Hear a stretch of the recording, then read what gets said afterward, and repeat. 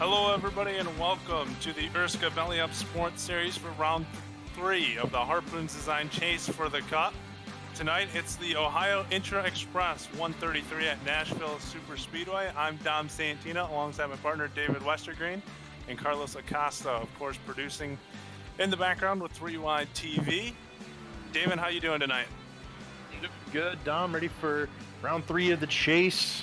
We're coming off a Tate Lytle and a Cameron Rich win in the first 2 races, so we'll see if the point standings shake up any more tonight. And Nashville is one of my favorite tracks on this service. I know I say that a lot, but Nashville's awesome. Single groove going to be racing at the bottom, but the tires are going to wear a lot. Guys are going to get tight off the corners. Going to be a difficult track for sure. Absolutely. We've had a couple of guys that have put themselves well into the point standings. A couple of solid runs here from Tate Lytle, Nick Massey, Cameron Rich in the first 2 opening rounds. Kwame Scott still sticking himself up in there, coming in as the regular season champion, now 11 back of Tate Lytle.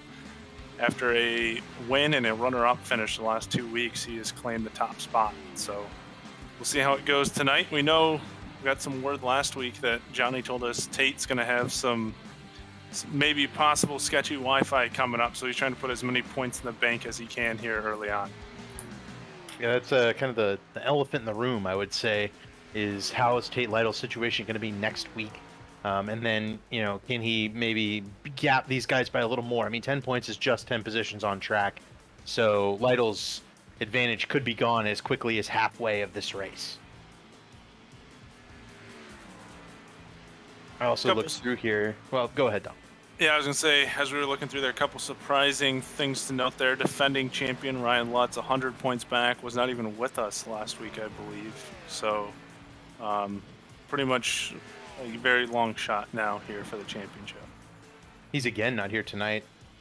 And, yeah, I envision Lutz will be gone. I think there's a little bad blood between Lutz and the admin after that first week at Darlington with the disqualification. Also, Hank Steinmiller missed last week. That explains those 2 big gaps at the back of this chase. But how about 6th? You've got Ethan Burrell, Jared Mogard, and Mark Whitley all tied at 47 points back. They're about a race back. Overall, I think you can earn 54 points in a race. So those guys are not out of this thing yet, but they're all just kind of hanging together. And I think if anybody's going to separate themselves from that group, they need to do it right now, starting this week, if they want to have a chance to make up those 47 points and get back into this championship hunt.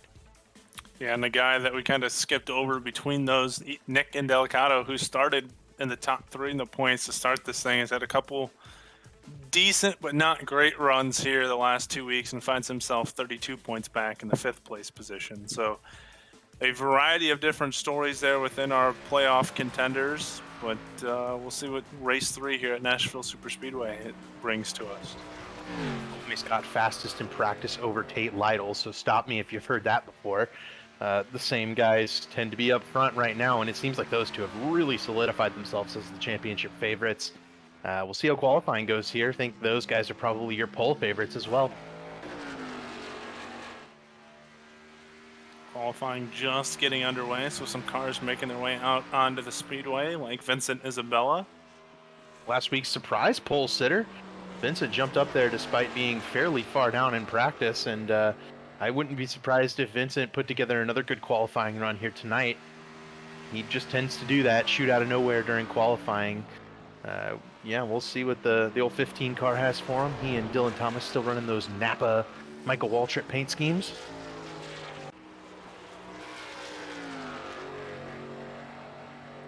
Cooper Johnson, the first one to register a lap time, so he'll go to the top of the charts. 31.36. That's several tenths off of the fastest practice laps, and the track temp right now sitting at 120 degrees. So these guys definitely have the worst track conditions they've had since the session opened about an hour and 25 minutes ago. We'll watch, guys. Yeah, go ahead. Race winner Cameron Rich is going to make his way out on the track for a qualifying run. Michael Goodman, Carlos's partner on Thursdays in Osca, putting down a lap. Dylan Thomas top of the board with a pretty decent lap. They were into the 30 flats in practice at the top of the charts. I don't know if we'll get too deep into the 30 flats, but I think that's what it'll take to win the pole as Joe Francis goes to the top of the board. And now Cameron Rich will top that with a 30.9. That's a fast lap right there. That's within a tenth of the fastest lap that's been run since the session opened. So Cameron Rich putting down a good lap, looking for the pole. He needs, after that kind of disastrous race at Darlington, Cameron really needed to step back forward, and with a win last week at Iowa and then a good lap here in qualifying, he's doing just that. Hank Steinmiller back. Seth Rawls just jumped up the third quickest on the charts. And some at home might wonder why Hank Steinmiller's still out there running. He missed a race last week from a prior commitment, so why race? But in ERSCA you get money back for the higher you finish in points. So sixth place is going to earn more than seventh place, going to earn more than eighth place. So Hank's going to be further back, but he's only 20 or 30 points back from 10th place. He could easily make up several positions in the points of ground if he can just put together some good races. Josh Adams to the top of the board, Gerald Campbell to third, who ran an identical lap to Cameron Rich. Adams kind of taking that momentum from last week, the third place finish, first time I think all year that we've interviewed him, and jumping to the top of the board. Nope, there's Kwame Scott. And there's Matthew Bayuk outrunning Kwame Scott. Bayuk desperately needs a good run. He's pretty well back in the standings to this point.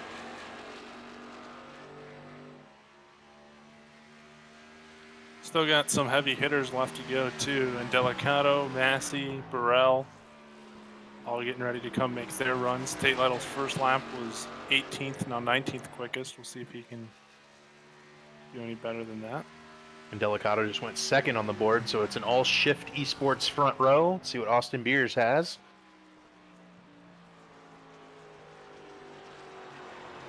Tenth for Austin Beers. He was very down on himself in the pre-race discussion there, and I told him, Austin, I've seen you drive. You're darn good at this. You do it in real life. You'll be okay. Tate barely just got in there. He'll start 13th. Crump will start 12th. Those are a couple of guys I think are going to start marching forward early on. Nick Massey got his lap in right at the end. It was P4 for Nick Massey. So two teams lock out the top five, and Matthew Bayuk will be on the pole for this race. And Delicato second, the Shift Esports front row. Then it's the three Rubbins Racing cars of Kwame Scott, Nick Massey, and Josh Adams rounding out the top five. Cameron Rich will start 6th after what we thought was going to be a really good qualifying lap. Matthew Weeks will start 9th. Austin Beers will round out the top 10. Seth Rawls and Scott Crump, 11th and 12th. Good run for Rawls, one of the chasers there. We start looking back through the order. Hank Steinmiller here in 18th. But no other chasers in this group. It's all the way back. Ethan Burrell is going to start 30th on the grid. Jared Mogart's going to start 23rd back there. So a couple of guys going to have to climb their way back through the field, but only 33 cars going to start this race. This is maybe the smallest field we've had in quite some time in an ERSCA race.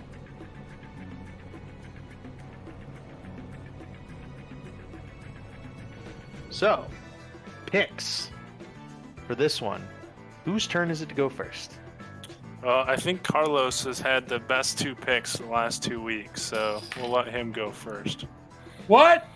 That doesn't make any sense. All right, initially, I was going to pick Cameron Rich.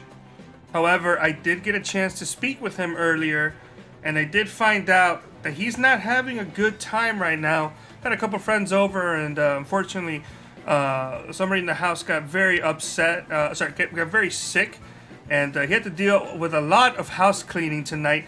So obviously a very frustrating start of the night for him, combined with the fact that he's not doing too well, begs me that I shouldn't pick him.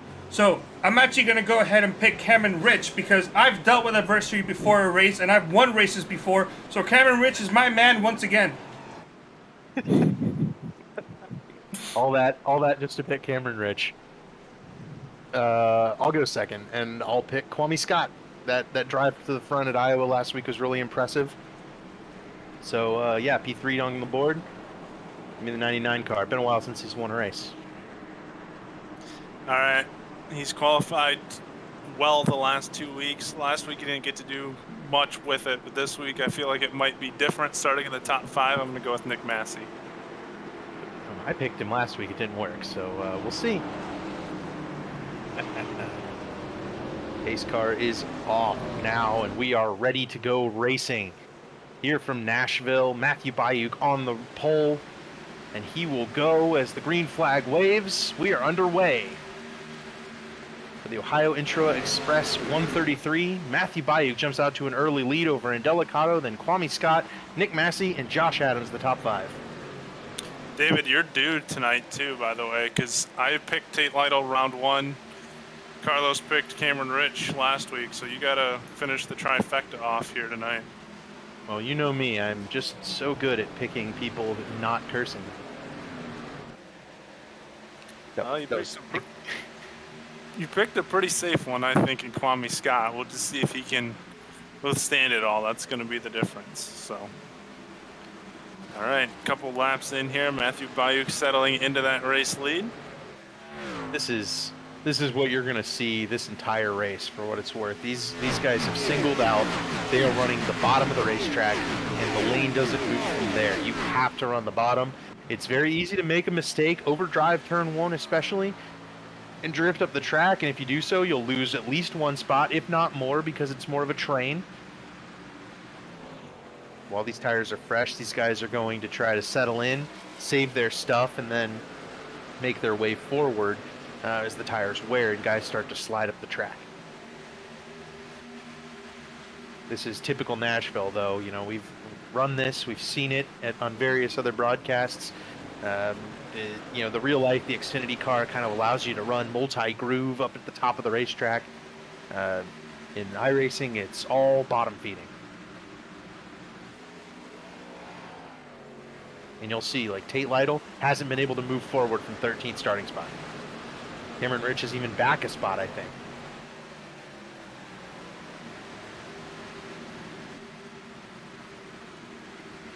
Now Lytle does get under Austin Beers in the 64 car, and that will be a +1 for Tate Lytle. Beers may be able to finally slide in here. He had slid back a little bit, getting caught up on the outside, but I think he'll be able to tuck right in there behind Robert Hill. You know, the tough thing's going to be these front 5 up here, with them essentially being from 2 different teams, and 2 of them being teammates and the other 3 being teammates. None of these 5 are really going to want to push each other too much. They're just going to kind of ride with each other and not try to ruin their teammates' race here early on either. So if you get up here to the top 5, it's going to be a tough one to try to get around these guys. Yeah, absolutely. I think you're seeing Cameron Rich start to put some pressure on Gerald Campbell because of that. He does not want this front 5 to drive away. Needs to keep him close, wait for that first caution, that first pit stop, and the halfway points. So I think we will pit before the halfway point should this race go green. Throughout the field, there are battles. Carlos pointed out Nick Massey having some massive connection issues. And we saw him blink off a little bit there a couple of times, and that's definitely not the way you want to be rolling this, but you know, as we know, connection issues may be the big story of next week. We've also got Hank Steinmiller had driven around Garen Turner. Turner continues to struggle up in the outside lane. Another guy who's struggling is Austin Beers. He seems to not be able to keep that car on the bottom of the racetrack, and he's losing spots kind of hand over fist here. Hank Steinmiller underneath. Joe Francis just went by. So Turner and Beers kind of falling back here. Steinmiller, one of the ones coming forward. He's picked up 4 positions, I think, since, 3 positions since the start of the race. Let's go. Car on the wall. Is that Heater? I think it was James Heater.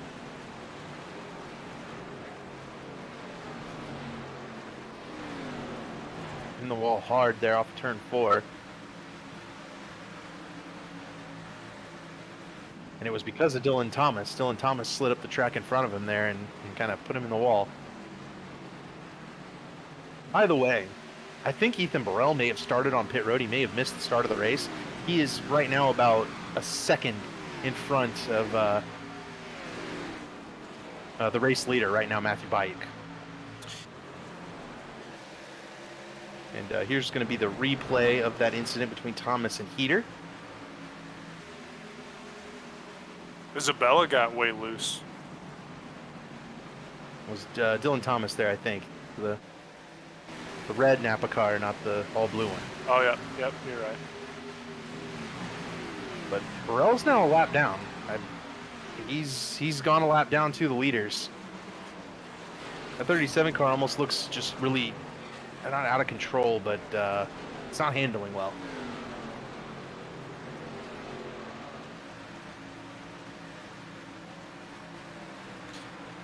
And I think that's why I don't think he even got a qualifying run in to begin with. That's why he started in the back to begin with, where he was slotted in 30th or whatever for his original starting position. He's just losing spots, hemorrhaging spots right now in track position. Luckily for him, though, there are no other cars one lap down, and so what we've seen from Ethan Burrell in the past is that he can have a bad start to a race like this. He can make it up. Oftentimes he'll persevere, he'll keep it together, he'll be one of the cleanest cars on track, and at the end of the day, he's back up in the top 10. Now, if he doesn't pull a caution, that won't happen.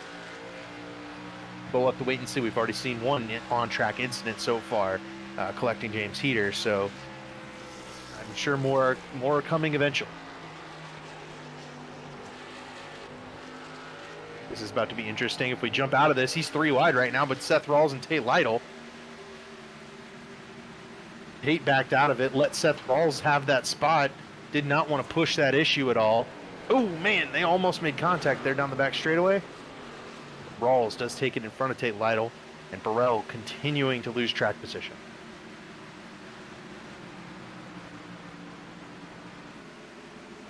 A couple of other guys. Ty McIntosh started in the back. He's one of those guys who had a really fast practice laps. Ended up kind of disconnecting there right before the qualifying session started and got back at the very end. He's only 28. So no movement at all. And then, yeah, Gavin Hibbs never started the race. So we had just a bunch of guys, maybe connection issues there at the beginning of the race.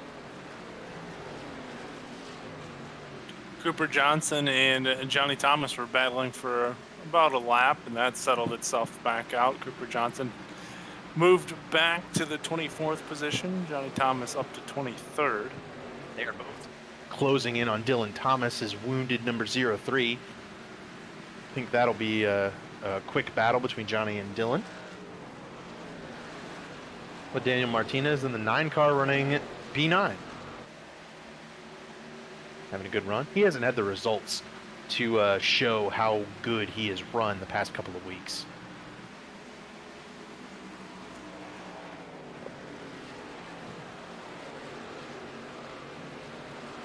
For the most part, everything has stayed exactly the same since the start of the race up front. Seth Rawls is about the only guy on the move right now. He's going after 9th from Martinez. Tate Lytle right in there behind him as well. He's going to look to the inside. Rawls is clear. Lytle had to tuck in line. Rich starting to put some pressure on Gerald Campbell for that 6th position, but he's been doing that for about all 15 or 16 of these laps. He has really not had anything for that 31 car yet. Hasn't been able to stick his nose underneath. Most intense battle on the track I'm keeping my eye on is back here for 22nd. Johnny Thomas and Dylan Thomas side by side, right in front of Cooper Johnson and Wyatt Nadel side by side. Johnny is going to be the Pop Thomas after all that. The biggest mover so far in the race is right in front of them. Vincent Isabella's up 7 positions from his starting spot. And closing in on Jared Mogard here for the 20th position. Yep. Isabella's last week's pole sitter did not get a good qualifying lap this time. I know I mentioned it during qualifying, but Vincent was not not there on speed. He was starting way back in 28th, and he has worked his way forward already to 21st. So a good start to the race for the 15. I am just taking a peek at some of the lap times, and second place Nick Delicato now beating first place Matthew Bayuk on lap time. At least the last couple of laps, and that gap has closed between the two teammates. You look back, I wonder if Kwame and Nick are holding up Josh Adams a little bit. Adams has pulled away from Gerald Campbell and has closed right to the back bumper of Nick Massey.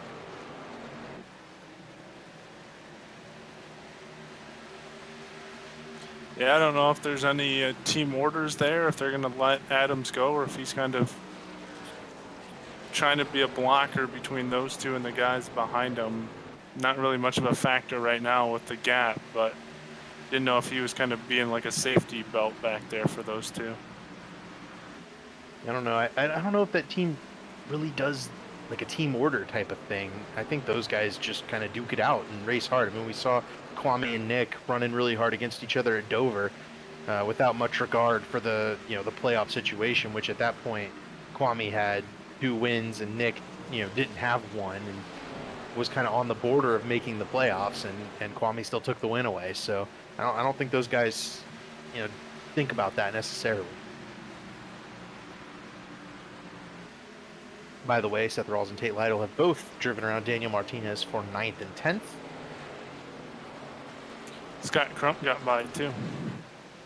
He's up to 11th. Martinez falling back a little bit. Hank Steinmiller's up another spot. He went around Robert Hill a couple of laps ago. That was for 14th. And then, hey, Jeff Green is in this race. He's up at 17th. He's picked up a couple of spots, but I think he just went around Dallas Mahan.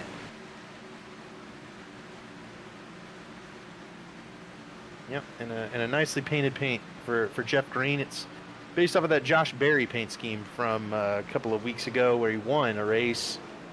Green talking to Michael Goodman. Goody's the one orchestrating that scheme, and fantastic job. Goody always makes good paint schemes. He makes my paints for Elite, which runs just before ERSCA on Monday nights, usually in the spring and the fall.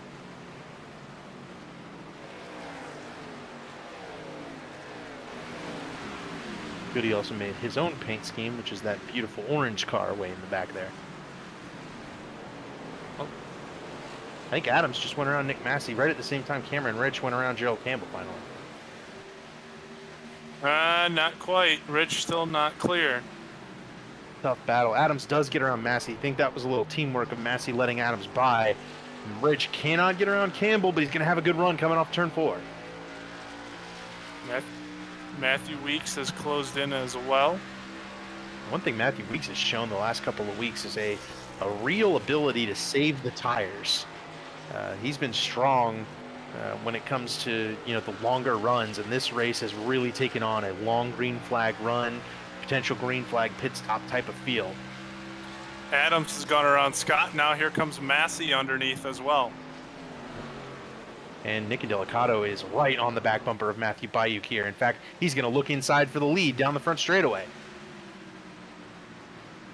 Yep, and Delicato's going to get it in turn 1. Matthew Bayuk kind of letting his teammate have the lead there. Delicato saved the tires a little bit better.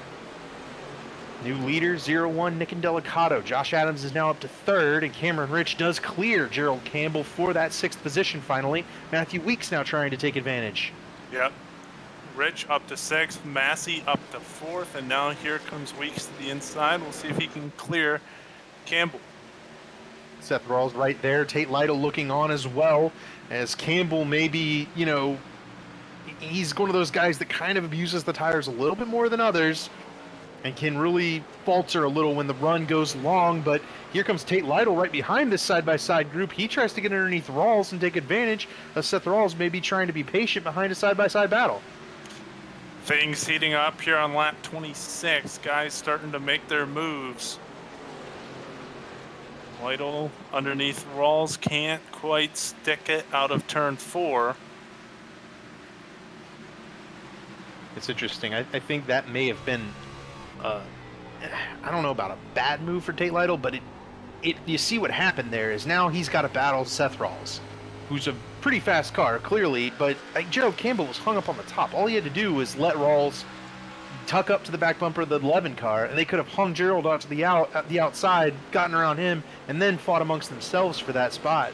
As it is, Gerald gets back in line, and now if we watch, I think the 47 and the 11 are going to pull away a little bit from that 31, where the 02 and the 56 are going to be stuck behind him. I think Kwame Scott was definitely holding up Josh Adams and Nick Massey, because here comes Adams under Bayuk for the second position, and they have pulled away from Kwame Scott. Yep, Josh Adams has rocketed away. In fact, he drove all the way up, drove around Matthew Bayuk here. He's going to get second, and Adams might be going for the lead pretty soon. That car very fast. Not sure what's gotten into Josh Adams the last couple of weeks. Maybe it's this kind of rejuvenation since the chase hit, and Adams now realizing that he's got a chance for 13th place money and points. I think he can get there. And Adams is showing us why I think he was a lot of people's, he would have been picked by a lot of people to make it into the chase before the season started. Just had that abysmal luck in that COT car. I think he was involved in a wreck every race. I think he definitely is on the mission now, knowing that he does have it. I think wasn't it last week in the interview, he wasn't even quite positive that he had that shot at it, and now he knows for sure that he has a chance to gain some money and run for 13th in the points, and he's on the charge here at Nashville. Right. Seth Rawls getting around Gerald Campbell. Now Tate Lytle will try to follow suit, and you did see that 11 and that 47 pulled away from Gerald by about a half a second. So now Rawls a half second behind Weeks, where now Tate Lytle's going to be stuck behind Gerald Campbell. Just thinking back to that move Tate pulled on Rawls that allowed Campbell to kind of cut them off for a couple of laps. Got a couple other battles heating up here in a minute. Nick Massey has pulled up to the back of Bayuk for third. Cameron Rich is slowly closing in on Kwame Scott for the 5th position. Kwame's car doesn't seem to be too good on these longer runs. I'm not entirely sure if he was maybe overusing the stuff from third, trying to catch Indelicato, or what. It's hard to save here because you're running that bottom lane. So a guy like Adams showing off this saving, and same for Indelicato, is really impressive, because you really have to run the car the same every lap. There's not really a specific time you're pushing more than before. You just have to be careful not to slide that right front tire entering the corner, because you're going to the bottom no matter what. Tate Lytle does finally clear Gerald Campbell. Going now is Rich and Weeks both are kind of closing in, and I think Weeks is maybe closing in on Cameron Rich a little bit here. I think Weeks might be closing in more than Rich is closing in on Scott at this moment. Beat him by a 10th that last lap.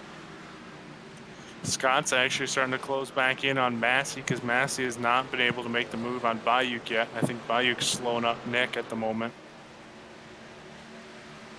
Yep. Kwame's last lap was really fast. Maybe Kwame's been waiting for this 30-plus range to get going here. But yeah, he's definitely pulled off a couple of pretty impressive lap times. Josh Adams was faster than Indelicato that lap, though Indelicato had beaten Adams the couple previous laps before that, so the gap's still about 1.1 seconds. There's Francis on the bottom of Martinez, Steinmiller and Beers. Oh, Campbell's pitting. Campbell's short pitting. No, he's going to miss pit road and spin. Yeah, that was I don't know if there's a commitment cone. Campbell didn't make it, so I'm guessing maybe no penalty, but if he was speeding on pit road, that'll be a penalty. James Heater had also pitted a couple of laps ago. He's still sitting on pit road, so Heater's day may be done. Indelicato last lap ran a considerably slower lap than the guys behind him. Yep, he lost a 10th to Adams that time. Here's the replay of Gerald Campbell kind of a tempting pit road entry from, he just started too late. And then he got on that transition and that car hooked, but you got to be all the way on the apron by that point. You can see he's not really close to the pit road line, and he did get inside that pit cone, so I think he's okay. That's just going to be a really slow pit road entry. Like Carlos said in our ear, that could have been 10 times worse for him. Yep. I don't think that short pitting's the way to go. That tends not to work out in a race that's kind of got a green flag feel to it like this one does. But you know, what Gerald's hoping for is that the field runs about 20 laps, everyone cycles through, and then the caution comes out. That's what Gerald really wants, because then he can come to pit road with everybody else, get tires, get back on the same cycle as everyone else. But if he has to come to pit road an extra time where everyone else is only going to have to come maybe once, yeah, I don't think this strategy is going to pay off for him. But it's certainly worth a shot. I mean, he's not in the chase or anything. He's not running for points. He's running for wins.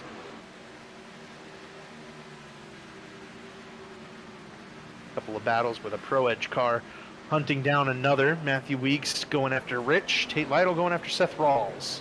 And then Lytle's going to clear Rawls here in turn 3. Massey finally just got under Bayuk as well, so there's a battle for the second position. That's third. Oh yeah, you're right. Sorry, that's third. Scott closed in quickly when that happened. He looks like he's probably going to try to take advantage of that as well and pick up the 4th position. If there's anything I'm learning from watching, the first 40 laps of this race, you do not want to get caught behind someone who's struggling on tire wear. Like you've got to go for the pass as soon as you can. You got to force your way in there no matter what, because you get stuck behind somebody like Kwame is to Bayuk right now, it's going to cost you upwards of a second just in a couple of laps. I mean, look at the gap already between Massey and Kwame Scott that's kind of been built up just because Kwame can't quite run as deep into the corner as he otherwise would due to being trapped behind the slower car. But the speed difference isn't enough for Kwame to be able to make a move on it. Very difficult to pass here at Nashville Superspeedway today. Bayuk just ran a very slow lap considering everyone else, about 3 to 4 tenths off of everyone else. Delicato ran about the same lap. Josh Adams closed in again. Another, not as much that time, but he's still at 8 tenths now, so he has been gaining. Kwame now finally underneath Bayuk, the pole sitter.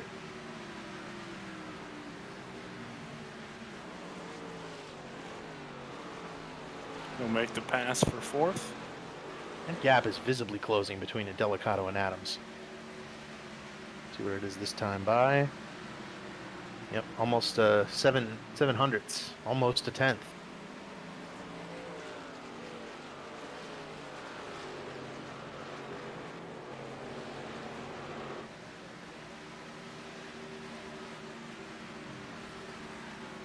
Yeah, Adams, I think, is the fastest car on track right now.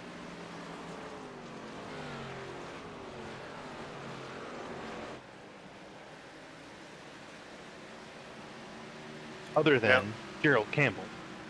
I was going to say, at least through the top 20, that's for sure. Gerald is running 31.3s. The rest of the field, Adams just ran a 32.3. So Campbell's a second faster a lap right now. But Campbell is going to have to pit an extra time, potentially, than the rest of these guys. Well, and at some point, it's going to flip-flop, too. So these guys will be on fresh tires, and he'll be on older tires as well. So he'll definitely come out with the lead, I think. I think that's without question, is once the field cycles, Campbell will have the lead. It's just a matter of whether or not Campbell can hold them off for any length of time once he's on the old tires.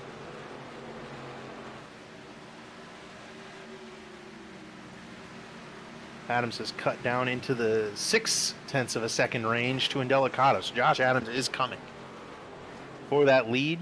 Massey's about 1.6 seconds back. He has gapped Kwame Scott by a little bit. And then Matthew Weeks has bypassed Cameron Rich for 6th.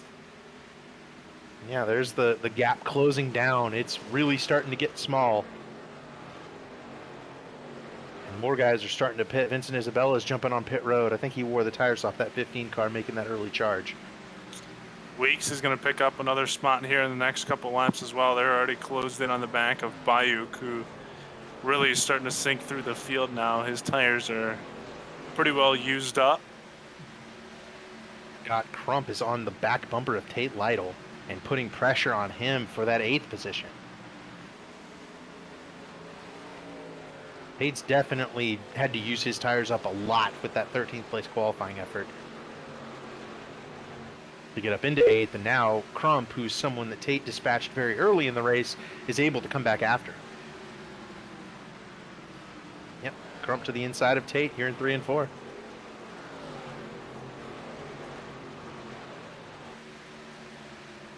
Couldn't quite clear him though out of 4. I don't think Tate got the wall, but that was really close. Tate's going to let him go here into 1. Now Seth Rawls coming back after Tate. Those guys have had a battle all race long.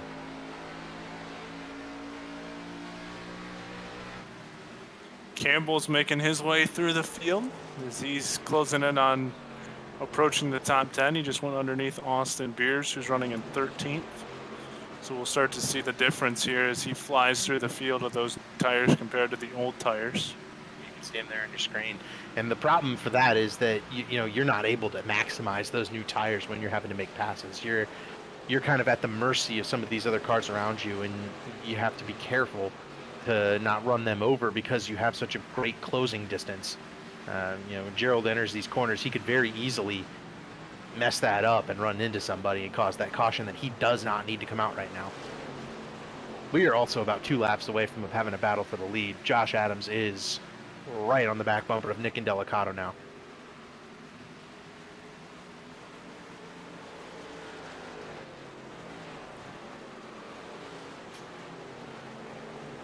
Matthew Weeks has caught Bayuk, looking to try to get around for the 5th place position.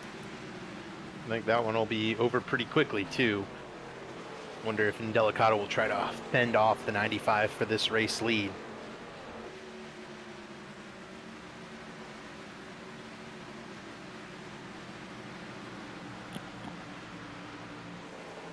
Looking back here, still at Tate Lytle in 9th. Holding steady over Seth Rawls and Daniel Martinez, and right behind Scott Crump. I think Cameron Rich's car is starting to fall off a little bit too. He's lost the pace of Weeks, and now Crump's starting to close in on Rich as well for that 7th position. Scott Crump's one of the best long run drivers that I run with around the regular. He's one of those guys that if the race goes green, Crump's just kind of always coming to the front. But the one problem with that is that he ends up qualifying a little bit more poorly than others do. But you see Crump, he puts in a lot of laps. He'll usually have the most practice laps out of anybody in any given practice. He's putting in practice laps the day before. Guy can run long runs, with the best of them here on iRacing. But he just finds himself working his way through the field a lot. But this race is definitely going to kind of fall his way, I think. When it comes to the long green flag run, and he's chasing down last week's winner right now, so an impressive run for Scott Crump.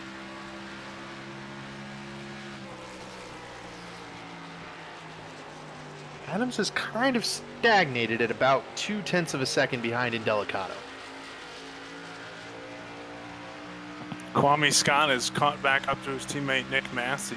We'll see if he's got anything left to try to make a pass back for the 3rd position. It is time to start wondering about these guys. When are they going to make that pit stop? I envision they want to get all the way to lap 72. That'll get them to halfway. That'll get them to doing this race on 1 stop. I don't know if you can do it. And so then I wonder if Gerald Campbell maybe had the right strategy call, because you're going to have to go you could probably do 2 50-lap runs and a 30-lap run, or you can do 2 70-lap runs. Does Gerald have the right call if these guys have to pit before lap 70? If not, it's the lap 70. You only want to pit once, but if you have to pit twice, I wonder, does Gerald have the right strategy? We'll have to wait and see. Hank Steinmiller on the pit road, lap 54. He's usually one of the ones who goes long, so that's an interesting move. Crump under Rich. Now clear, pretty tight sliding up there. The two of these guys are going to blow by Matthew Bayou real fast. Weeks got by him, and they have closed in quickly on that 29 car. Matthew Weeks a little loose on the bottom corner exit, trying to hold that car down, keep off of Harrison Talent at the top of the track, who's going a lap down.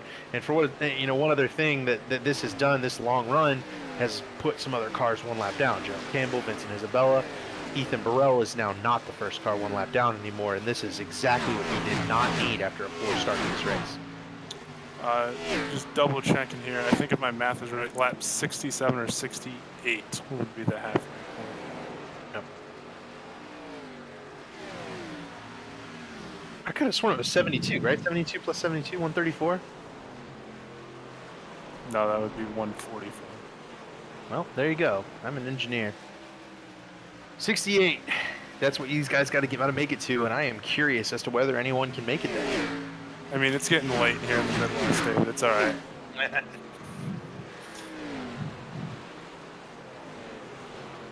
Delicato now gonna deal with Campbell unlapping himself. Campbell passing Adams gave Delicato about 0.2 of a second there, kind of a bonus. Scott Crump just went around Matthew Bayuk.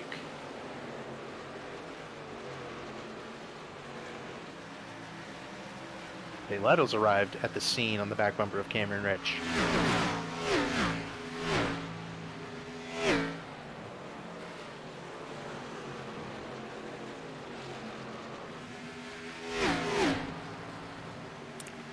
Bayuk just got real loose out of turn 4 there. Yeah, that 29, the pole sitter, is struggling mightily right now, and Harrison Talent's coming by to unlap himself. These lapped cars are costing Josh Adams that space to Nick Delicato, which is allowing Delicato to retain this lead. And I wonder if the 0-1 isn't, you know, kind of thankful at this point. Once Adams got to his back bumper, lapped cars started hitting. Adams really couldn't make any moves on him, and now is falling back to a half second behind the race leader. So is the charge from Josh Adams up from 5th to the second spot, is that kind of halted at this point until they get tires? Guys are pitting with a little more regularity now, I think. Maybe not. I think someone might. Oh no, it was Joe Francis who came down pit road. Oh, here comes Adams. Wow. Adams pitting at lap 59. He almost lost it coming down pit road too. Surprising move. I think he was probably trying to short pit some of these guys. Anyone else coming down pit road? It might just be him. Well, and you know, some people might question, you know, David had brought up the question if they can make it to the halfway point. For Adams, it really doesn't matter if he picks up those halfway points. Here comes Delicato. Yep, Delicato pitting, and I think Delicato got on a pit road a little bit slower than Adams did. Here comes Seth Rawls as well. So the shift cars jumping onto pit road. Matthew Bayuk stayed out, though. I think it's because he was on the outside of Cameron Rich, actually. But that turns over the lead to Kwame Scott. But as I was saying, Adams is running for that 13th position. Those stage points really not, or halfway points not really going to make a difference. It's if he can get a win here at the end that's really going to help him more than those 10 bonus points. Right. We'll see whether or not some of these guys can make it. I think if we get a kind of a cascade of cars to pit road, that'll tell us. But they were shy of halfway. That is not halfway that Adams and Delicato just pitted. You know, 61, no. 62, they are short of halfway. So you know, now they have to run 73, 74 laps. Without pitting again, that seems pretty risky. Kwame Scott now the leader, Massey second, Weeks third, Crump fourth, Rich fifth, Lytle sixth, Beers seventh.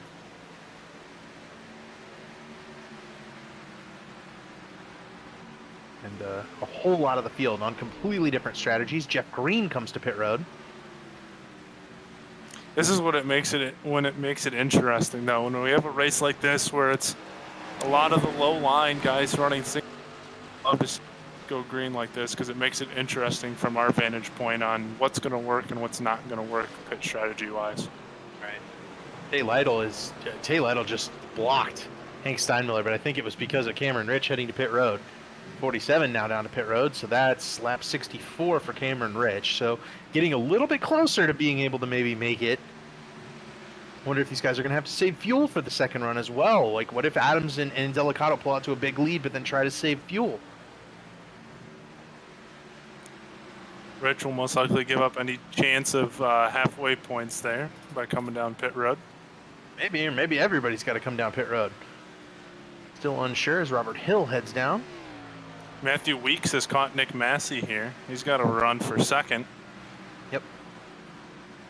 And right behind him is Scott Crump. Crump has driven all the way up to fourth and is knocking on the door of the podium and theoretically the race lead as well.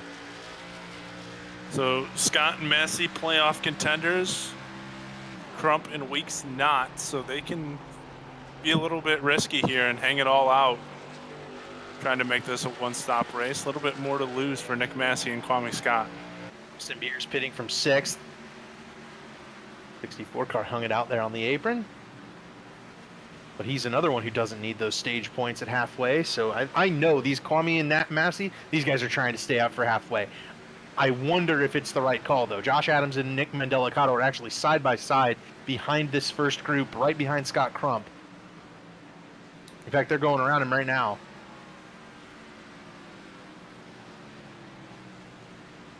Crump and Weeks are coming down pit road. Kwame Scott's on pit road. So that leaves Nick Massey out. And I'm guessing Scott had to come down pit road. He did not have any more gas. Gotta be. Bet Nick Massey's saving trying to get this halfway point. He needs to just cross the line next time by, and he'll have it. This might be a poor decision for Massey. It might cost him in the long run, but he might even be out of fuel right now. What? Massey's coming to pit road. Is your second place car right now.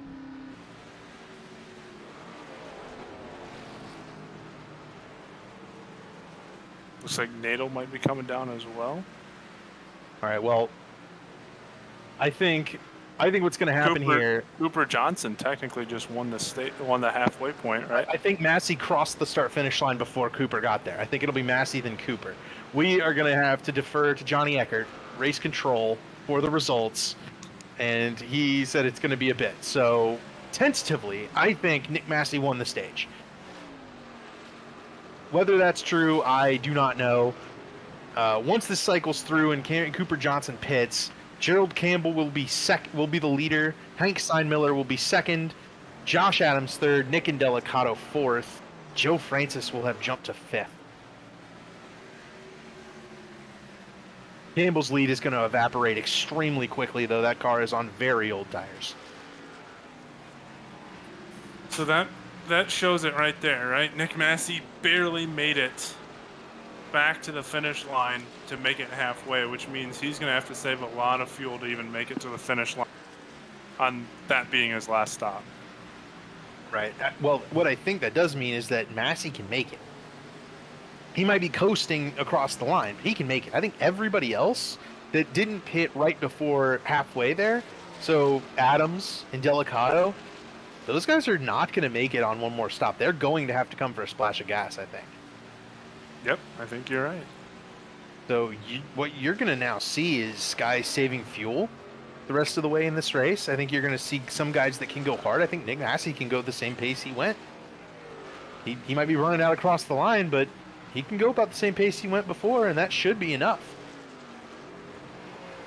There's a battle for second. Josh Adams, Nick Indelicato going around Hank Steinmiller. I don't think any of these cars can make it on fuel.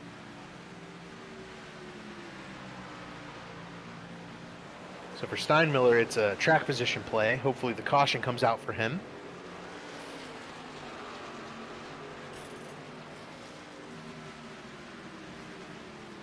You know what? Campbell pitted around lap 30 something. Yeah. Right? So it's almost time for Campbell to pit again based on his strategy. He'll probably stay out a little bit longer, but he'll wait till he loses the lead here in 4 or 5 laps time. But yeah, so he needs as many laps on fresh tires as he can get And then his idea will be to take over the spots of everyone who has to pit coming down to the end of the race. Will be the idea of Campbell. Campbell just needs to come down pit road pretty quickly here, and he can make it. So he just needs to drive laps as fast as he can. Yeah, see, he's in the exact opposite spot we saw when he came down pit road. He's now running the 32.5 bracket range, where everyone else is in the 31.5 to 6 range. Right, and his lead quickly evaporating. He lost about a second that lap to Adams and Delicato. But remember, all of Campbell, Adams, Delicato, Steinmiller, Francis are going to have to pit again. Everyone else is a maybe. We aren't going to know. Except for Nick Massey. I think Nick Massey can make it to the end. And I believe, Dom, I believe you picked Nick Massey. Yeah, I'm not going to get too set on that yet. If we get down to 2 to go and that's the case, we'll worry about it then. For what it's worth, yes, I did pick it. Matthew Weeks is now a lap down. He may have sped on pit road. So that cost one of the clear top 10 cars a chance at the race win. I think he had issues 2 weeks ago when he was having a good run too. He's kicked himself in the foot a little bit here. Battle for the lead shaping up right now. Josh Adams has reeled in Gerald Campbell.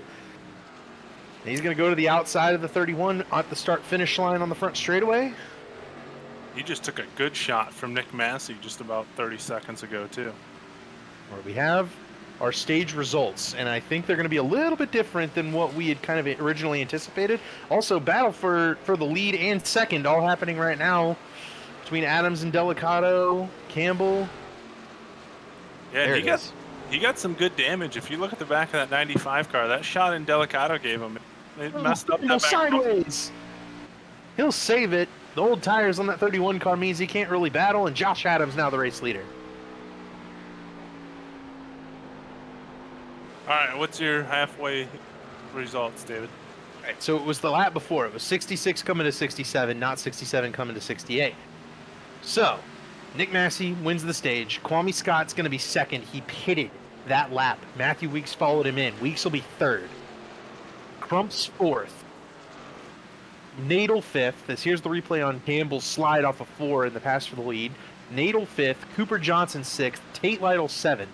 Daniel Martinez 8th, Bayuk 9th, Kyle Hanshaw gets a halfway point at 10. Coming off of flag waving for the SRS race last Saturday night.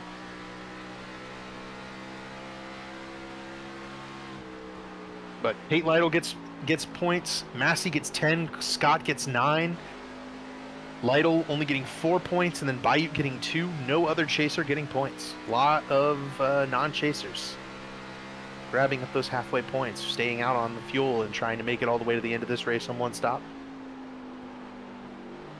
So Scott was 11 points back or 13 points back coming in. So that's going to close up that gap quite a bit. I mean, obviously finishing position is going to matter more, but a big couple point swing there between Lytle and Scott.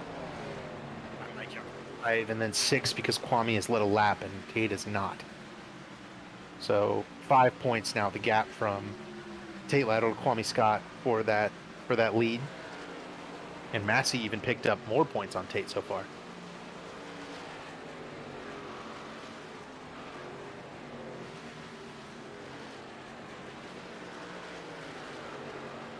But what may be more beneficial for those guys is that those were the guys who can look like they can probably make it to the end of the race.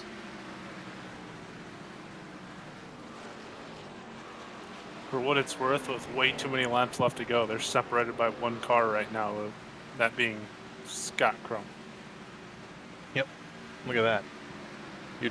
Your top 2 in the points right there, and then Massey's back in 13th right now. So, waiting to pit, that cost him a lot of track position. And you see Hank Steinmiller's maintaining 3rd pretty well. He's 2.5 seconds off the front guys, but he has not lost any spots.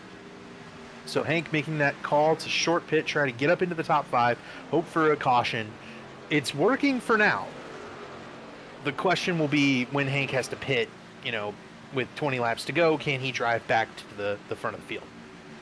Yeah, and he's kind of got to do some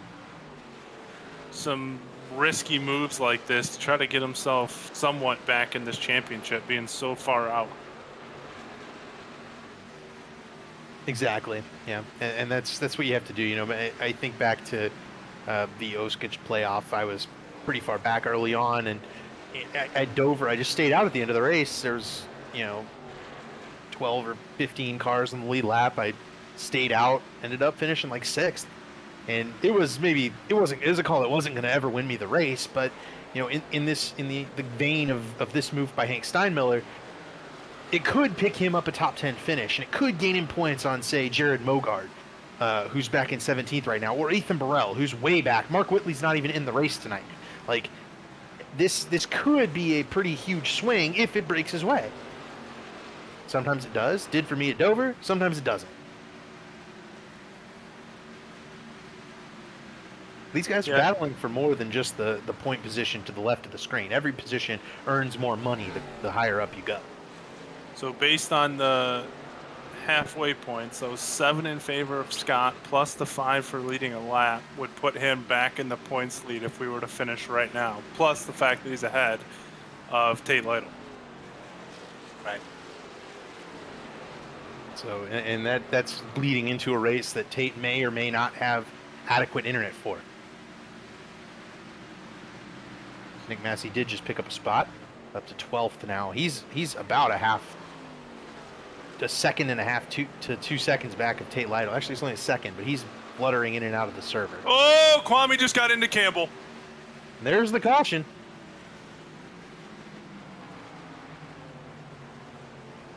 There it is. And that is what Hank Steinmiller was just really hoping for. Same for Josh Adams, same for Indelicato. Same for Joe Francis in 4th. Kwame almost ran him over entering the corner. And I don't know if they made contact or not coming out, but it was very, very close. We're going to need to take a look at the replay on that. And Kwame made it to halfway, so he was good on pit. He did not need a caution here, so I don't foresee this being somebody who needed. I think Gerald just drove low off the corner, and Kwame was expecting to be able to cut to the inside. He just, I don't know. He just looks like he just spun him. Yeah, that's what my indication was when I watched it happen. Like I said, when he went right into the corner, he almost ran him over with that speed difference we were talking about earlier.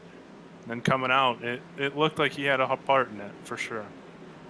That's not what he needed. He was the first car who could probably definitely make it from there on fuel. He was the #1 guy who finished the stage. Seth Rawls, big break. He's up in 5th. Crump overshot his pit box. Massey is still fluttering in and out of the server. Let's watch pit stops here, see if anybody gets off. Adams is off first. He and Indelicato are going to be close. It's going to be Adams.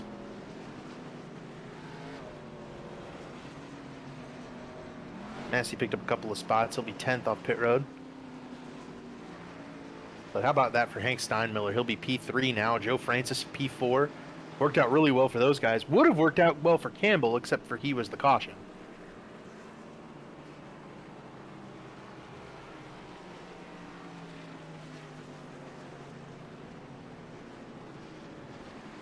I can't foresee that being what Kwame Scott was intending to do. He probably could have won this race had it gone green.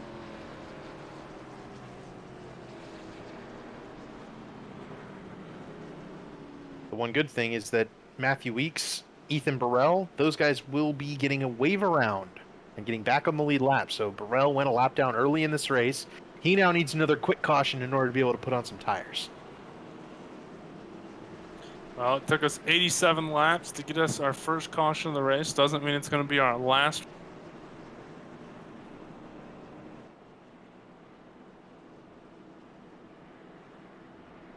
No, it definitely doesn't. All right, this thing could go sideways on us pretty quickly if these guys start going for the same real estate on the bottom lane off this restart.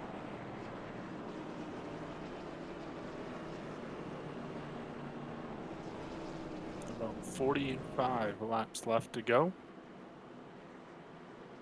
On pace for one of our fastest races. If they go green from here, it would be right about, hour and 15 minutes. for a race. Oh. It's a pretty good time. But that has not been how these races have gone that have started out clean and green. Oh, we definitely know that's going to not be the case now. Now that David brought it up. It's not my fault. Right? Surely. It's always the broadcaster's fault. That's true. All right. Let's reset it here as the wave rounds get to go around the pace car. Josh Adams, the race leader. Nick Indelicato is second. Hank Steinmiller up in third. Joe Francis up in fourth. Seth Rawls into fifth. That group of five was definitely not going to make it to the end on fuel. So they have gotten kind of a gift here. They can make it to the end now. It is a race to the finish. Cameron Rich is sixth. Kwame Scott is seventh. Tate Lytle is eighth. Nick Massey is ninth. Scott Crump is 10th. It's Jeff Green, Daniel Martinez, Matthew Bayuk, the pole sitter, Garen Turner, and then I think it's going to be Gerald Campbell in 14th. Or in 15th, rather. So he didn't fall too far back, only lost a couple of spots. That sure beats having to pit late in the race and losing, multiple laps.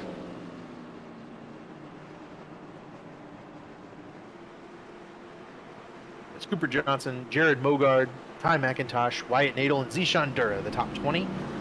Other chasers in the field are just Ethan Burrell, I believe, in 30th. He is back on the lead lap. Matt Austin Beers is back in 25th after running in the top 10. Matthew Weeks is 27th. I believe Weeks got a speeding penalty. I think Beers may have gotten a speeding penalty under caution on that pit stop. Green flag, back out. Adams goes early.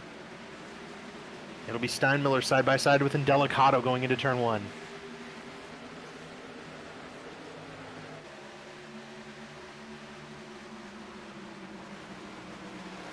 Hey, Lytle yeah. Rawls is sideways, stacking him up on the bottom. Rich jumped to the outside. Tate Lytle picked up like 3 spots there. Seth Rawls almost spun it out, made a really good save. He's sideways again. Right in front of Kwame Scott. That hurt Kwame a lot. Hurt Massey too. They were stuck behind Rawls for both of those slides. Now Joe Francis cutting underneath Stank Steinmiller ahead of this group, but then a snarling battle for about 6th or 7th place. Crump underneath Rich. Cooper Johnson almost spun again. Cooper Johnson almost just lost it off the side of Jeff Green. Every time you do that, the right rear tire starts to sing, and then as these tires wear, that right rear won't stop singing, and it'll be angry at you the whole rest of the run. Seth Rawls falling all the way back to 8th here after a couple of those mistakes, but Kwame Scott getting much worse. End of that, he ends up back in 10th. Massey ends up 12th. And they stay green, and Delicato's chasing down Adams for the race lead. Steinmiller held off Francis, who got passed by Lytle, so now Lytle's 4th. Totally different restart here than what we saw off the start of the race. Guys a lot more aggressive now. Yep. End of the race, eking nearer. But remember, there's still like 40 laps to go. I mean, there's a lot of time left in this race. Yes, there so is. You can burn your tires off and end up going way backwards. Well, that's what I was going to say. Some of those guys like Kwame Scott, maybe Nick Massey, that aren't being so aggressive off this restart, maybe going to be able to pick up some positions here late from these guys, like someone like Tate Lytle, who's really on the throttle right now. Yep, Tate. We've seen Tate save tire at the beginning of these runs. I think back to Charlotte. Tate kind of let a bunch of guys go, and then all of a sudden at the end of the race, he couldn't really get back to the lead. Or was that the one he won? I might be misremembering. Either way, we've seen Tate back off at the beginning of these runs. He is not backing off. We saw him fly into turn 1 on the restart, pick up 3 spots. He's looking to go after Hank Steinmiller for 3rd right now, all over the back of that 63 car. Hank and Joe Francis kind of showing off that track position maybe a little more important right now than raw speed. Those guys qualified kind of further down in the field, but giving them some opportunity, and they're making the most of it. They've stayed right where they restarted, 3rd and 5th. Kwame Scott's up to 9th now. Cameron Ridge is 8th. Massey is 11th. Massey underneath Martinez.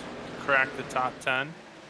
And Massey's gonna have to run hard. He had what seemed like the right fuel strategy there, but you know, it doesn't matter now. Gotta go hard. Gotta make sure you get as much as you can, even though you were up there winning the stage. Was Nick Massey?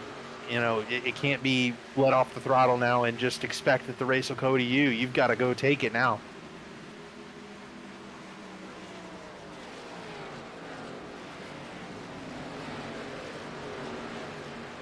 Closest battle amongst those in the top 10 is Tate and Hank at 3rd and 4th. Gerald Campbell going around Daniel Martinez, that is for 12th. Delicato sitting about 3/10 behind Josh Adams, and he has maintained that gap the whole start to this run. Austin Beers has driven from 25th to 16th on this run alone, and that's a rather impressive restart, I would say.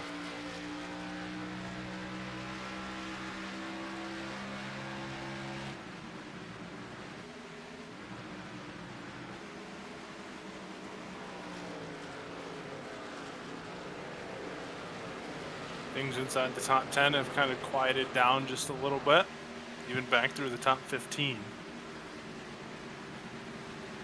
Bayou starting to put some pressure on Nick Massey for 10th. Back there, and then Jeff Green going after Daniel Martinez. That is for 13th. Give it to Green. 2000 Busch Series champion Jeff Green right there. Cooper Johnson right there as well. Time McIntosh smacked the wall off of 4. This was about the time we started seeing that in the first run. We saw the Dylan Thomas and James Heater incident. Both of them have retired from the race. You know, Ty McIntosh doing that same thing. The car just starts to push on you after those tires wear a little bit, and all of a sudden it just kind of goes away fully.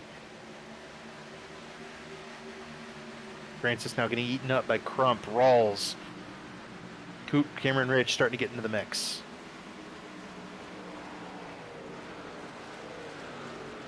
Delicato's gotten it to a 10th right behind Josh Adams. There could be a battle for the lead brewing. Coming up on 33 laps to go.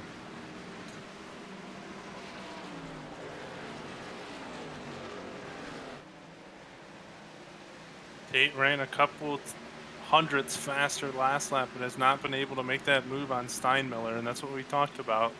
Guys in front of him haven't been able to pull too far away, but once again, you don't want to get stuck behind somebody here. Tate's necessarily stuck behind Hank in this situation because both of them are running down in Delicato. They might just be matching laps right now. Tate's kind of managing his stuff, trying not to get caught up by Scott Crump, who was one of the fastest cars on that long run. And Crump now having that track position up here in 6th. He's about a second back of Steinmiller and Lytle. So, you know, I think that's definitely something Tate's worried about now. He used the tires at the beginning of the run. Now he has to manage here in the middle part of the run. And it's working out because he actually is kind of running down the leaders a little bit. I think Steinmiller's gaining just ever so slightly on Indelicato and Adams.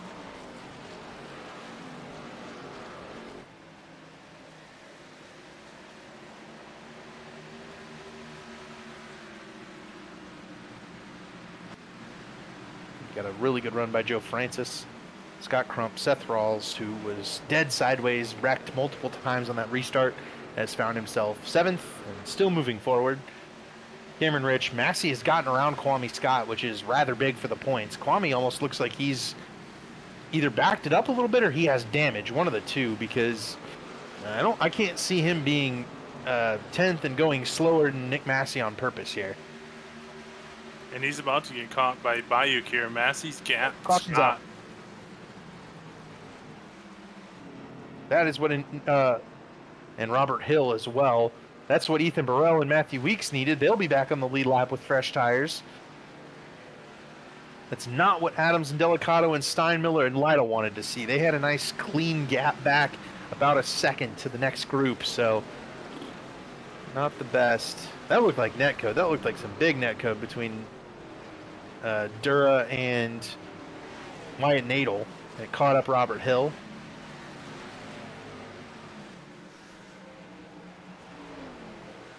Yep. That or Dura just got loose with the car underneath him. But I've been racing iRacing a long time, and they don't have that kind of airflow. Boink, boink. There it is. Yep. Almost like he hit a wall to the right side of the screen. Dallas Myhan did a pretty impressive job to avoid this. I don't think he ever got involved. Oh man, Vincent Isabella just about got clipped.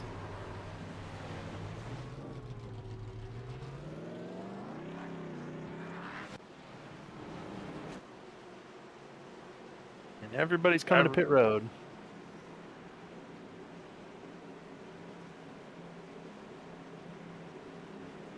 Five tire sets. They started the race with one. They took the second under green. This will be the third set of tires everybody's put on, so I don't think tire limit's going to be a factor. No, this would be the third or fourth. Because this is the third time down pit road, right? They pitted during green. They pitted during the last caution. Right. Yep, one more, so four sets. Cameron Rich off first. He got out way ahead. Massey also off early. 2 tire pit stop, I believe. Cameron Rich and Nick Massey, a couple of guys that need a big swing in the points, have taken it with 2 tires here with about 20 laps to go. Given how hard it is to pass, I think that might be the right call.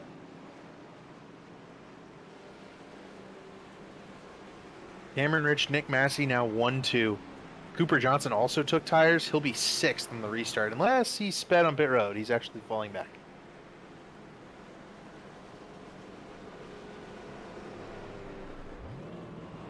Wow.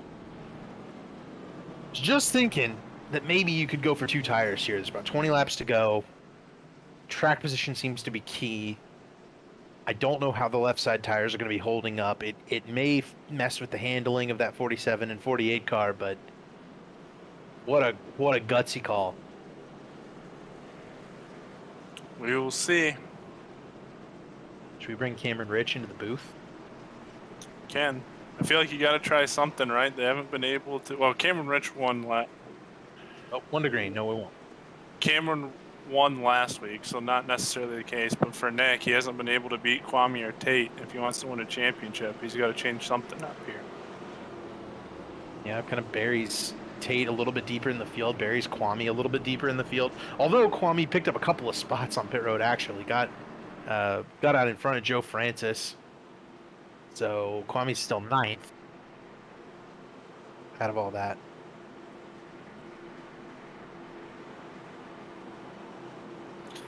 Makes it interesting. This will be a very chaotic restart, given the how chaotic the last one was. Watch Tate. He's on that outside. He went aggressive on the last restart. Jumped up to a 3rd lane and kind of went around everybody. I would watch him to do it again here from row 3. Yep. You've got a couple of guys in there with maybe nothing to lose, and Josh Adams and Hank Steinmiller trying to poke a hole in this championship battle. Cameron Rich goes very early. A big gap back to Massey, and now Indelicato all over the back bumper of Massey. In fact, he even gave him a push down the front straightaway. Massey teams up with Adams there on the bottom. The 2 teammates working together as Adams side drafts off Indelicato. Going sideways, it's Martinez. I think he saved it. No caution showing. Adams and Indelicato side by side for 3rd behind the 2 cars on 2 tires.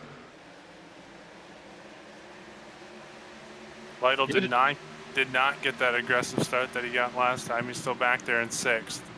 Give it to Josh Adams. P3. Tate's going to clear Hank for 5th, so he does make up a spot. But that's all.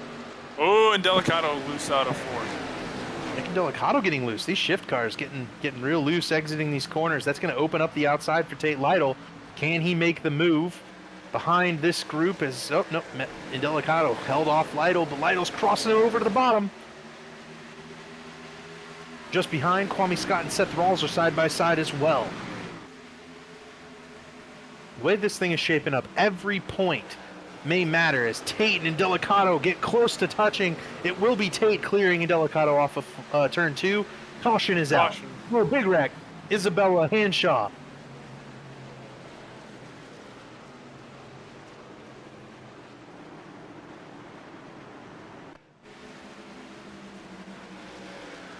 It's a replay on this one. Martinez looks like he. Damn, did Martinez hit the apron? He gets into Nadel and then Hanshaw. It almost looked like Martinez hit the apron and checked up more abruptly than Isabella was expecting him to and drifted into his path. Yeah, he just took a bad angle into the corner. Vincent was taking that normal angle, and all of a sudden Martinez stopped because he wasn't taking the right angle into the corner there. Like, whoa. And then bang, right into him, and it shoots the 15 sideways, and then he gets hit by Nadel, and then up and into Kyle Hanshaw.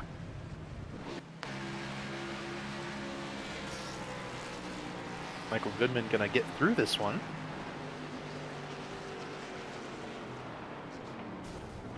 Oh. Yep. The orange car. We haven't been able to show it. Goody Golf. Goody Pro. Team here. Did he get on the brakes or did he clobber into Nadel? I got into Wyatt there.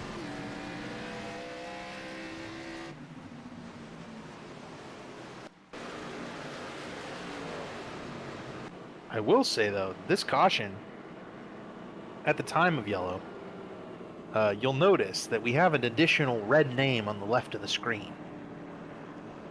One that went a lap down about 10 laps into the race. Ethan Burrow.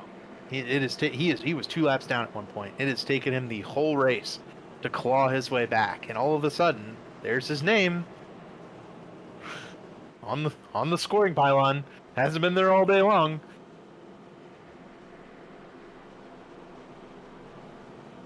That's just what he does, man. It may go badly for him, but that guy doesn't give up, and he can have a comeback story. And that's what I'm expecting.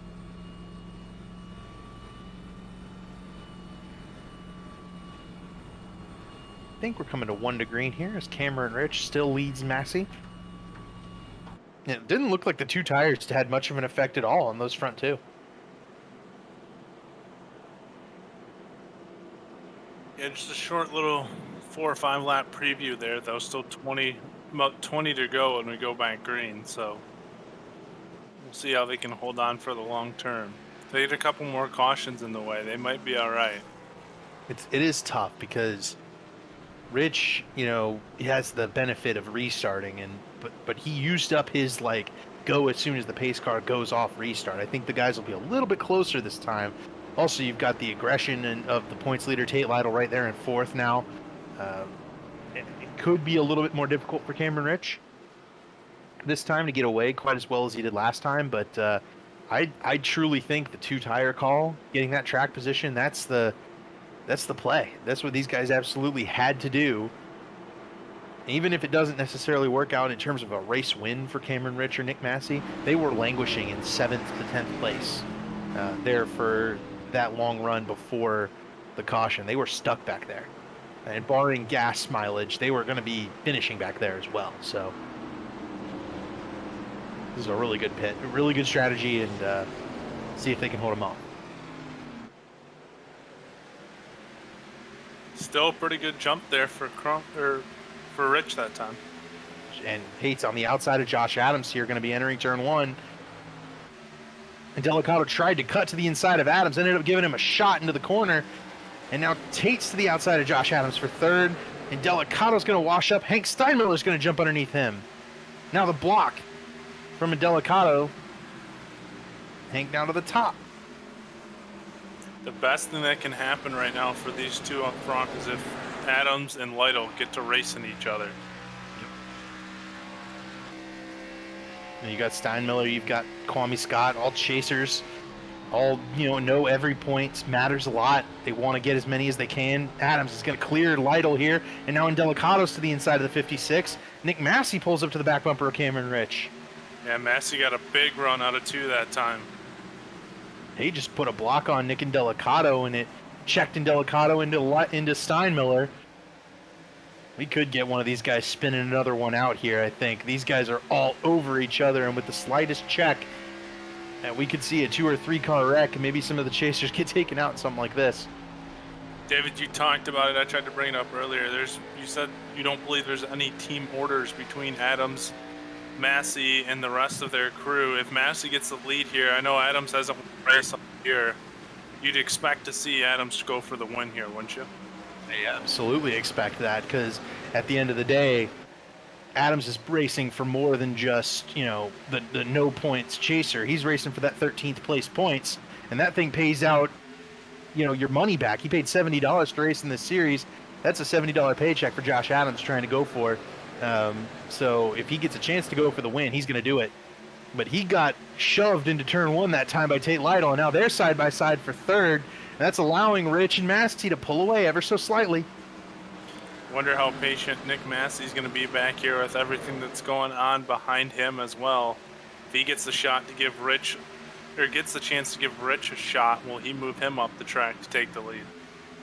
And knowing Nick Massey, that guy races about as cleanly as anybody in modern NASCAR ever can. The guy is really pleasant to race around every time, and I don't expect that, but we've seen stranger this season as the battle raging on between Tate Lytle and Josh Adams. Adams holding his own on the top of the racetrack, but it looks like it's starting to fade away a little bit on that 95 car.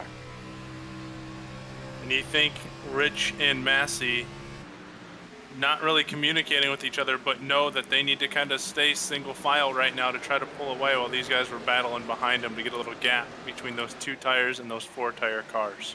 I don't think it matters now. Tate Lytle just cleared Josh Adams, and he's going to be going after him, and here comes Massey for the lead. That's only going to pull Tate right onto their back bumper. 56 might be in the prime position right now. 56, prime position to win a race?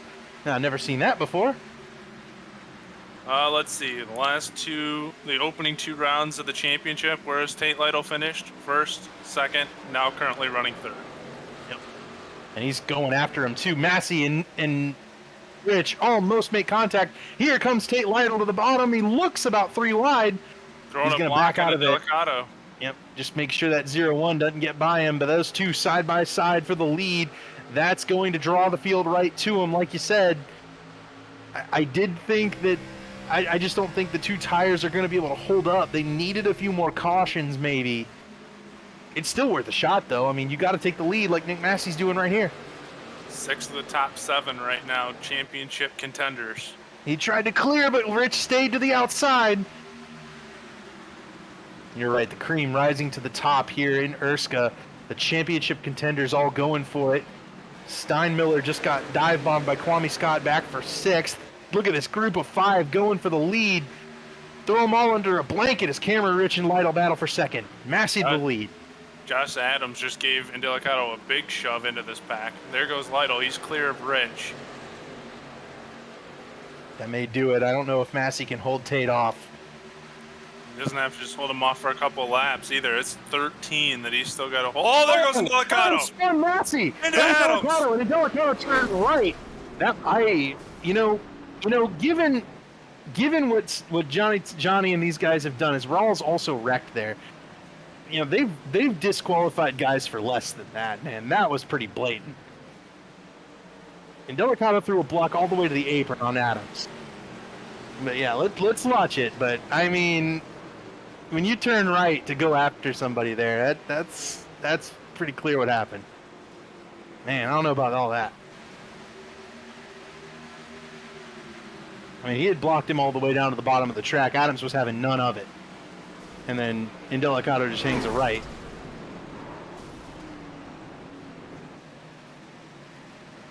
And it knocks Josh Adams out of this race. I'll agree with you, David. I'll agree with you somewhat, but that's not the first time that Adams had been pushing on Indelicato either. It's a couple laps now that I've seen Adams give Indelicato a pretty big shove into a corner. Yeah, sure, but... Yeah, and we got a bunch of guys coming down pit road now. So Beers came down pit road that time. A bunch of others. Oh, Beers was going after Rawls, and Rawls just... Yeah, and then Green also going off the front bumper of Mogards. We had three different wrecks happening all at the same time, all with the exact same problem. Where someone tried to throw a block, and the guy behind just did not lift. And that's all 3 of them. Green, Rawls, and then Indelicato. All three of them getting spun because they threw the block. Well, we'll find out.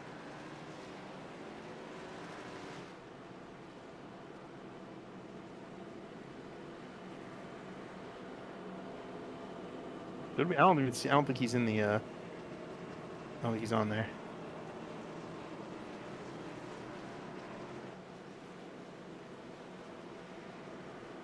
This is going to be interesting. The good news for Nick Massey is he gets to control this restart, but he will have Tate out there on the outside with those 4 tires compared to Massey taking 2. See how this is going to go on this final restart.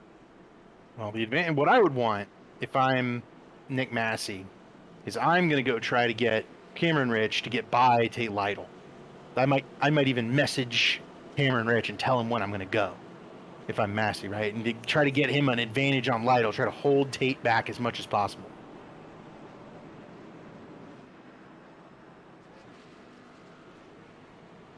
That's going to be the key for Nick Massey right here, is he's got to get a big enough jump that Tate doesn't have enough time to get back to him.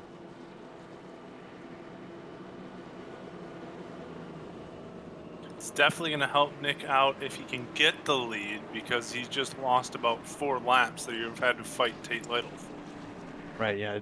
Big help there for Nick Massey. The more cautions, the better for those guys.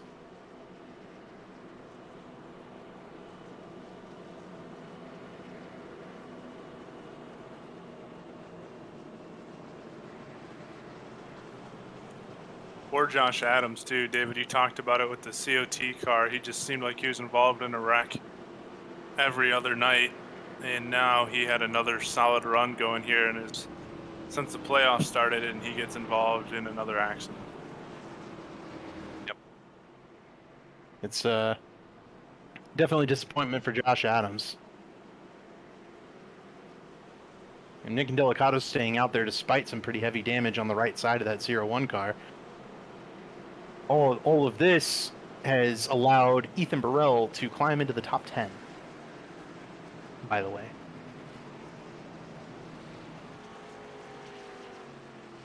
It's crazy.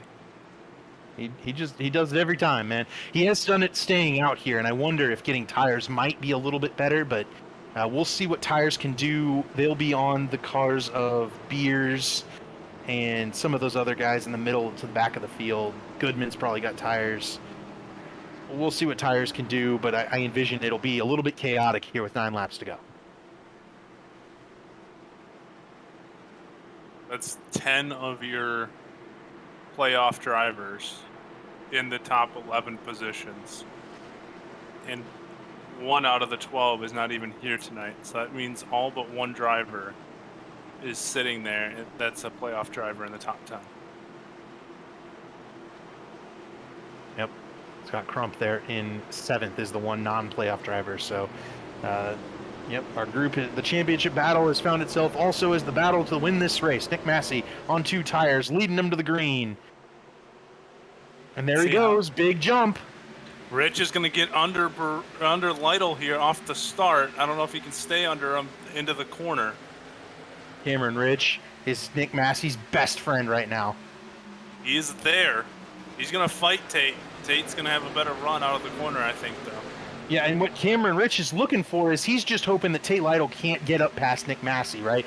Rich knows that he's got to chase down Tate Lytle right now. He's the #1 threat. So Rich is going to do everything in his power. He's about running into him. He's going to do everything. Indelicato. Yep, Indelicato's everybody up.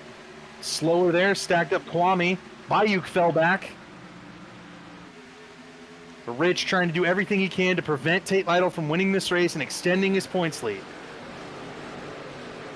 Now we saw 3 guys just get wrecked for throwing blocks. How aggressive is Nick Massey with the block on Tate Lytle here when he comes in about a lap?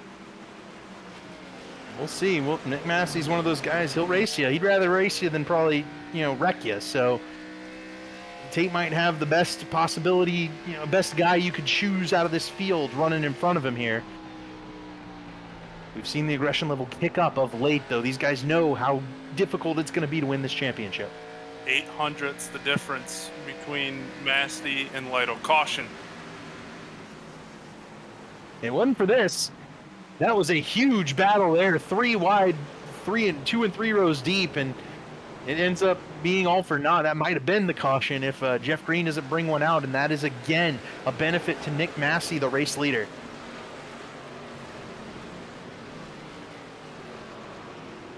Was that a little retribution there?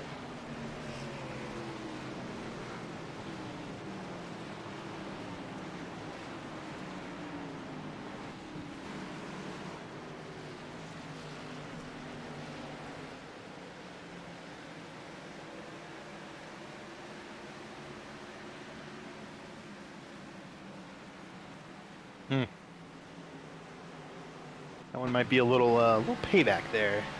I can't remember if it was Rawls with Green or was Rawls with Mogard. There's too many wrecks happening all at once right there.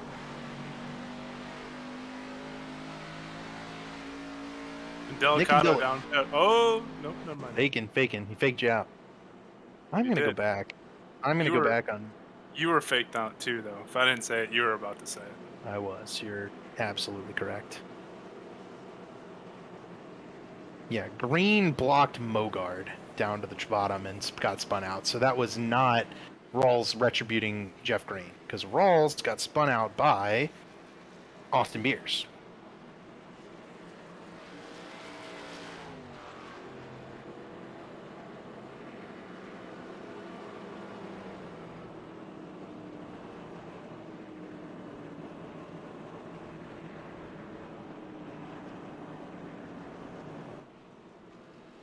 So, not an intentional wreck in my book, just because that's not the same guy. And a lot of yeah, Green ran into Green blocked Mogard, and Beers was the one who spun Rawls, which is hilarious.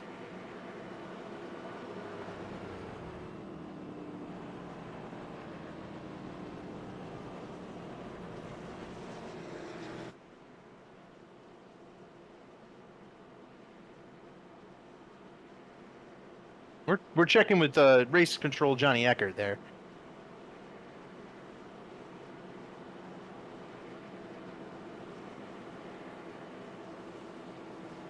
This will all come back. Yeah, there's some heat being thrown around. People are unhappy. The end of this race has devolved into just what we were hoping it wouldn't.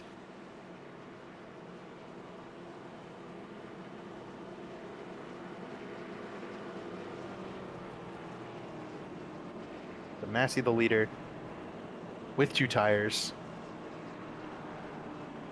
Tate Lytle in second, and he's going to need to hunt down Massey without wasting the time trying to clear Cameron Rich.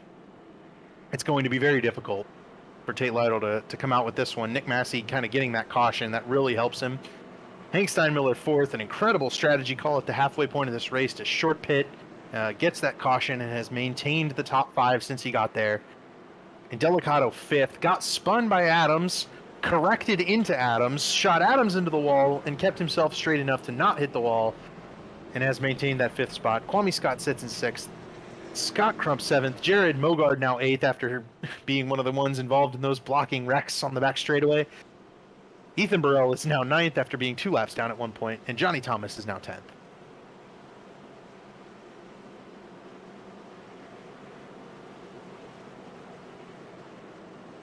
There is one to go, and it will be a green-white checkered finish here.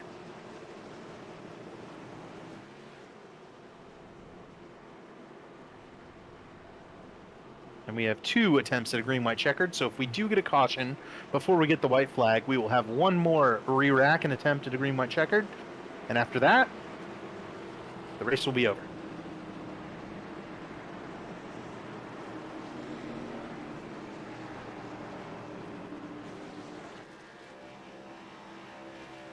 And Nick Massey hold off Tate Lytle. It'll be big for the championship, but Lytle has done everything right the rest so far in this race. He has put himself in position to extend his points lead. I mean, I know you want to win as many races as you can, but if you're Tate Lytle, right, the saying is consistency wins championships. Regardless, even if he finishes runner-up tonight, that's 1-2-2. You can't ask for much better of a start to the championship. Right, and remember, he only lost 4 or 5 points to Kwame Scott. Scott sitting in 6th right here, so Tate just needs to bring it home. He'll be happy. Massey goes as soon as the pace car got off. Massey trying to jump it as early as possible. Kwame Scott got that same jump due to them likely being in a call together, but this time Tate does clear Cameron Rich going into turn 1. Yeah, that might have actually worked against Massey there. He needed to give Rich some time to fight Lytle down the front stretch, and by giving him that much room, Lytle was able to blow right by Rich. Yep, Nick Massey now into turn 3. A lot of battling throughout the field, but it's all Nick Massey here for now. Can Tate Lytle get there? The white flag being displayed one more time around to settle this race in Nashville. Tate Lytle's sitting too far back right now. He's going to need a really big turn 1. Yeah, and unless he gets it here, I think he might almost be content to just ride it home in second. Pressure from behind. Gonna have to throw it in there and really risk it. He'd rather just take a runner-up finish and continue to boast that points lead. Over third, Hank Steinmiller and Cameron Rich will be side by side. Scott will get 5th, but it's going to be all Nick Massey after the 2-tire call. He will win at Nashville. Nick Massey comes at home first. Tate Lytle second. It will be Cameron Rich holding off Hank Steinmiller for third. It took a gutsy call by Nick with the 2-tire stop, but he kind of gets redemption for what looked like he had the key strategy going halfway through this race before pitting, and then that caution coming out kind of ruining his strategy. He gets redemption here with the win. Yeah, see, and one of the things I'll definitely ask Nick Massey is whether or not he could have made it to the end, and if he felt like he was maybe the only guy who could have made it to the end, because he went further than anybody else in that first run, and that might have been exactly what he needed in order to win the race. And then all of a sudden the caution comes out and he's back in 13th. So a really good comeback win for Nick Massey. But I tell you what, I think the comeback story of the race is that Ethan Burrell still finished 8th in this thing, despite being not qualifying, starting 30th, starting on pit road, coming all the way back to 8th. That's just an incredible result for Ethan Burrell.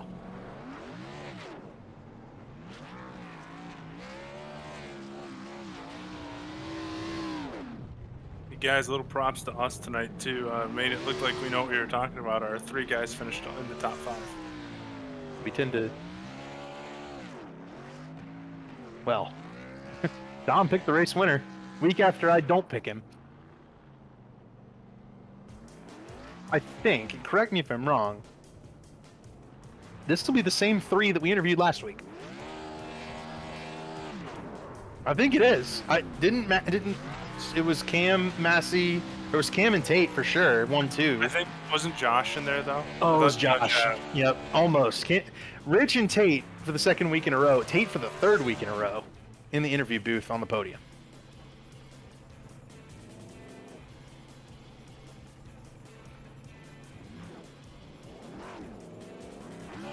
Seth Rawls finishes 22nd. Matthew Bike finishes 21st off the pole. That'll likely seal the deal on those guys for the championship. I think you could probably close the book on them. You can definitely close the book on Lutz now. So we're down to just a few overall, and let's go get 3rd place finisher Cameron Rich. Cameron, it's David in the booth. You got me? Yep, sorry, what's up? Yeah, so 3rd place finish tonight, man, but the big kind of news was that strategy call going for 2 tires there with a couple of laps to go. Did you think that was going to pay off for you after you were first off pit road? I sure hope so. I mean, if I didn't do that, I was just going to probably finish about 8th or 9th or something. I wasn't very good tonight. I had no real long run speed, and I mean, not really good short run speed either, so... to be able to finish right behind Tate and Nick was really awesome, because I wasn't within a snowball's and hell's chance of getting with them on pure speed. So I knew I was going to have to do something different, and when I was fighting tonight, the car was really, really tight, and I just didn't really like that too much. So I figured the 2 tires might help it. It actually did. It helped the helped the tire condition, but it just made it a little bit. The drive off was a little bad because of the old tires. But oh man, Tate's got to stop finishing second because he's going to make this championship real hard to win for anyone else. You're absolutely right about that. And one other note there is, are you thinking about trying to beat Tate in that instance when you're going for the 2 tires? Is that kind of a call that you're hoping can gain you some points? I mean, because you do gain points on Kwame, you gain points on just about all your other championship rivals except for Tate with that 2-tire call. Yeah, I mean, it's gonna have to be, if you're not the fastest car, you're gonna have to try something from time to time. Try to do something, and thank God I got a good run out of 4, or else I would have lost third to Hank there on the last lap. But I mean, Tate's he's really good. He's gonna be good at every track here on out. The only real wild card is Talladega, and I that could probably blow the championship wide open with as close as it's gonna be. I hate Talladega. I'm not a restrictor plate driver at all. I kind of feel like Kyle Petty used to with the Darlington and filling it up with water, but it's on the schedule, so we'll come to it and see what we can do. The rest of the tracks, I think, are going to be really good for us. I just didn't have it tonight, but I'm definitely going to try to have it at Atlanta, Phoenix, or not Phoenix. We're at Homestead and Richmond. Richmond, I think, is going to be my best shot at winning another race in the chase. So hopefully we can still be in it by then. Yeah, next week's Atlanta, so that was going to be my kind of final question to you before shoutouts. Was what do you feel like your shot's going to be next week? What with Tate maybe having some internet questionabilities, and him kind of being your primary rival here going towards the end, him and Nick Massey. Yeah, I did pretty well for a while in the early Atlanta race this season. I think I was involved with something late at the end, but that was, of course, with a different car. So I don't know. I didn't do good at all last season in the Xfinity car at Atlanta, so I'm gonna have to try to figure something out. Because I don't think Tate's gonna have too much of a problem. I remember when Ty Majeski used to race on his G25 on a laptop. He still was pretty good with that, so I think Tate will do pretty well next week. And any shout outs here, Cam, before we send you off? Yeah, absolutely. Harpoon Designs, Bum and Beaver Brewery, my fiance Caitlin, team owner Kyle Hanshaw, flagger at the SRX race last week, and of course you guys for the broadcast every week. It's really fun. And that's it. All right. Well, thanks, Cam, and we'll hopefully talk to you again next week. It seems like we've been talking to you a lot of late. Absolutely. Thanks, guys. Oh, and also Carlos picked you, by the way. Oh, thanks, Carlos. You'll have to look at the way he picked you, though. You gotta watch that one back. That one was pretty classic. All right. Runner-up finisher Nick Massey. Nick, it's David in the booth. You got me? Yes, sir. Man, Nick, 2 tires. No, yeah. You were the winner. Whoops. I flipped this off. Ah! Nick, go back to the waiting room. All right, I'll see it. I flipped the winner in my head. Why did I think Tate won this race? Hey, runner-up finisher Tate Lytle. It's David in the booth. I thought you won for a second there for some reason. You didn't. You came home second, but you had another really great points day. Yeah, it was a grind for sure, but kind of missed it in qualifying. Started like 13th, and I mean we made a little bit of progress that first run, but not as much as I was hoping. I think I got up to 8th or 9th. I was kind of just thinking if I could see those guys when the race is over, I'll have done pretty well, and I don't know, it kind of worked out for me. I had a really good restart on, it might have been the first restart. I went from like 8th to 4th there in like a lap and a half, and even then I was like, 4th's pretty good for where we were. And when those guys took 2 and Josh missed the bottom there, got underneath Josh, got to 3rd, I was like, man, if this goes green, I'm gonna win the race. And unfortunately it didn't. Too many cycles on the tires, but all things considered, P2 starting off the chase really good, first, second. If we can continue to do that and someone beats us, then they have clearly earned it. So we're just gonna keep trying to go out there and keep them honest. But yeah, another harder race next week. Be a little interesting though. I'll be in a dorm room with my old wheels, so hopefully we can get that figured out. But hopefully the internet's solid enough to do it. But good track for me in Atlanta next week, so hopefully we can have another good points night. But got to thank Brent Wentz. Days Gone By. Go check out his Etsy page on Twitter and Instagram, and even just Google Days Gone By vintage racing apparel. Always been a big supporter of mine. Shout out to Dad and little Louise and Lauren if they're still watching. I'm sure they are. Appreciate them. Tough with that one out because I'm sure the first half they didn't think it was going to be much to watch. But yeah, another solid points night. Yeah, you take care of all my questions there, Tate. So I guess maybe the only thing I can ask at this point is, you regret not taking 2 tires there and trying to keep the track position? No. I mean, hindsight, maybe, but I mean, I still had got second, and I had the race worked out just a little bit different. We probably win the race. So I'll stand with 4 tires just about any time I can. I feel like it's always the best opportunity, unless things start going haywire, which it kind of did there. I knew I was going to need 5 or 6 laps behind Massey for his left sides to get hot again, and then at that point he'd probably start getting a little tighter, and I could make a run at him. But we just never got that 5 or 6 lap run. So, and then I hit the apron on that last restart. Not that I would have had anything for him anyway, I don't think, with all the cycles on the tires, but that's when I was just kind of, P2's not too bad, all things considered.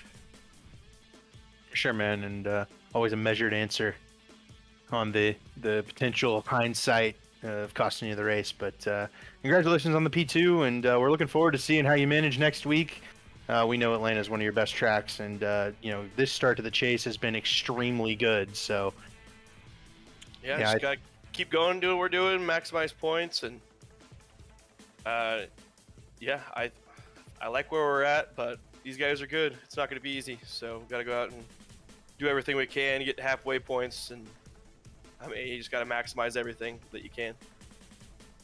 Absolutely. All right, well, Tate, congratulations on second, and we'll see you next week. Thanks, guys. And now, race winner Nick Massey.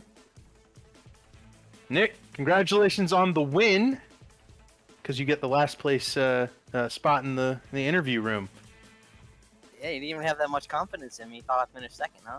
See how it is. Yeah. I picked you last week, and then you didn't win. And then Dom picked you this week, and you won for him. So I guess we just got to have Dom pick you every week, huh?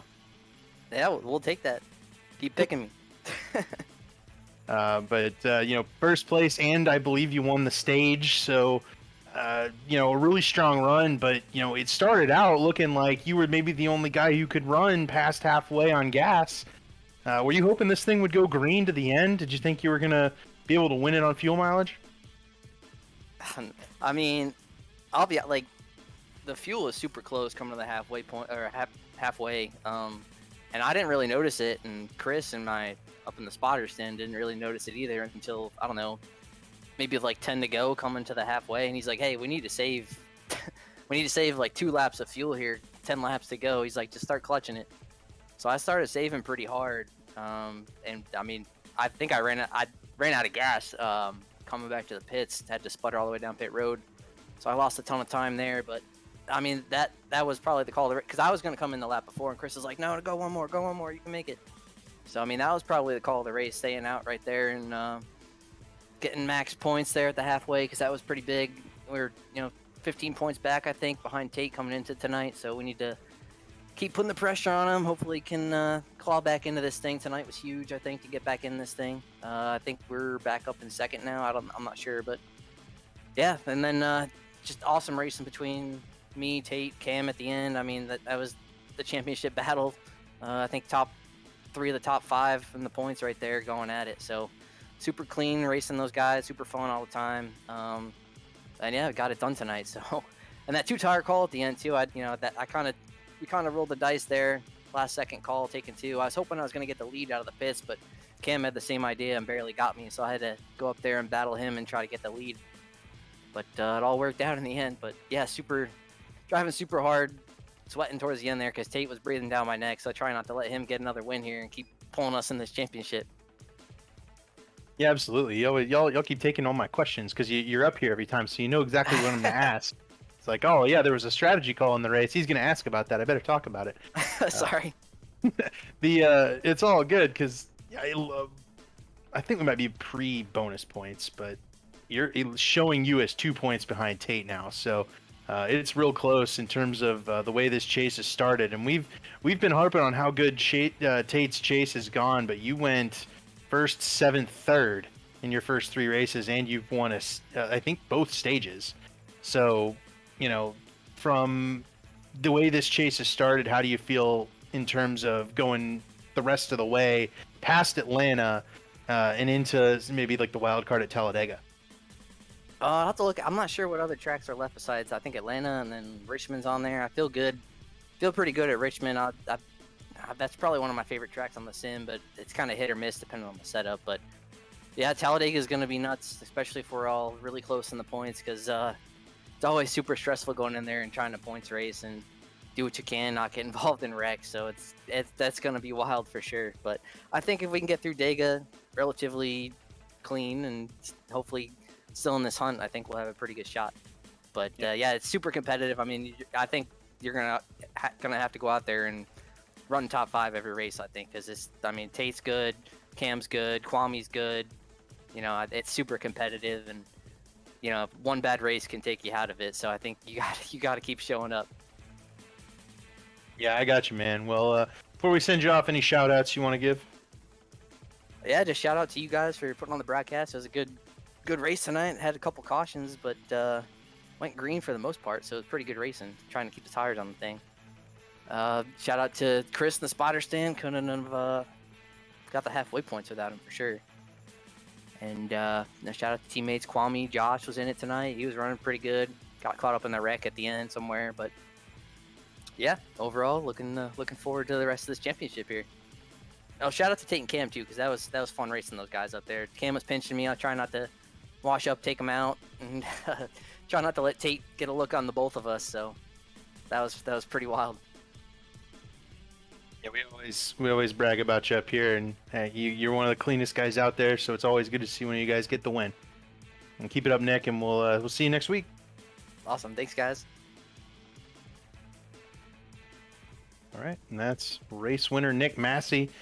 The 4th round of the ERSCA playoffs are done, or the 3rd round of the ERSCA playoffs are done. Dom, final thoughts before we send everybody off. I think we kind of have our 3, maybe 4 guys kind of narrowed down now of exactly who we know are serious contenders to win this championship. Yeah, looking at it, I think Cameron Rich is 28 points behind Tate Lytle, and Tate, Nick, and Kwame are all within 8 points of each other. So I think you're right. I think we do have our 3. Indelicato lost, I think, 9 more points. He's down to 41 back. He'll be kind of a long shot the rest of the way, but what an incredible race. I do want to shout out Burrell one more time. Ethan Burrell, he'll still be 6th in points because of that effort tonight, and from 30th to 8th and multiple laps down. So really impressive result there. Also, Joe Francis ended up 10th. Hank Steinmiller ended up 4th. All those guys got with the pit call to pit early on that first pit stop, and it ended up working out for them. So good results all around. And for 3Wide TV, Belly Up Sports, that was the Ohio Intra Express 133 from Nashville. For ERSCA, Carlos Acosta, Dom Santina, and David Westergreen. Good night, everybody. We'll see you next week.